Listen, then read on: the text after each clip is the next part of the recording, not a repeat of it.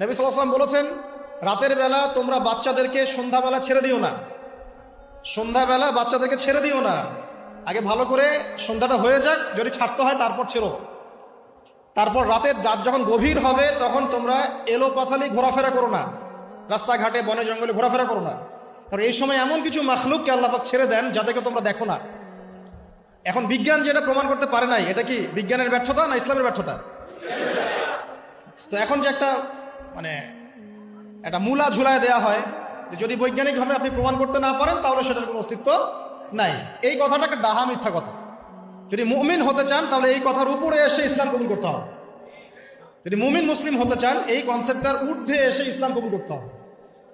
আল্লাহ রব্বুল আলামিন এবং তার রাসূল যা বলেছেন সেটাই চূড়ান্ত সত্য, সেটা আমরা প্রমাণ করতে পারি বা না পারি, এটাকে অন্ধভাবেই বিশ্বাস করতে হবে। এটাই হচ্ছে একটা মৌলবাদী কনসেপ্ট। আর এভাবে ইসলামের মৌলিক বিষয়গুলোকে না মানলে কেউ মুসলিমই হবে না। কথা কি বুঝতে পারছেন? আচ্ছা, তিনি বলছেন রাতের বেলা এমন কিছু মাখলুক বের হয় যাদেরকে তোমরা দেখো না।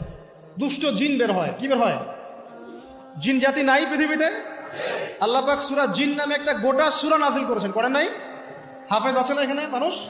কুল উহিয়া ইলাইয়া আন্নাহু ইসতামা নাফারুম মিনাল জিন্নি ফাকালু ইন্না সামি'না কুরআনান আজাবা। জিনদের একটা দল কোরআন শুনে বলেছিল যে আমরা অদ্ভুত আজব একটা কোরআন শুনেছি। তারপর তারা গিয়ে তাদের কওমের কাছে ইসলামের দাওয়াত দেয়, ওই কওম ইসলাম কবুল করে। এটা নবী সাল্লাল্লাহু আলাইহি ওয়াসাল্লামের জীবনের সেই সময়কার ঘটনা, যখন নবীজি তায়েফ থেকে ফিরে আসছেন, তায়েফবাসী তাকে অত্যাচার করলো, তিনি নাখলা উপত্যকায় এসে নামাজ পড়ছেন, ওই নামাজের কেরাত শুনে জিনরা ইসলাম কবুল করেছে। সূরা জিনে আল্লাহ পাক এই কথা নাজিল করেছেন। তো আল্লাহ পাক যে বলছেন জিন জাতি আছে, আল্লাহ কি মিথ্যা কথা বলছেন? নাকি নাসা যখন বলে এলিয়েন আছে তখন ওইটা সত্য, আর আল্লাহ বলছেন জিন জাতি আছে এটা মিথ্যা? তা আমাদেরকে আবার নতুন করে মুসলমান হওয়া লাগবে এখন না? আমাদের কনসেপ্ট চেঞ্জ হয়ে গেছে।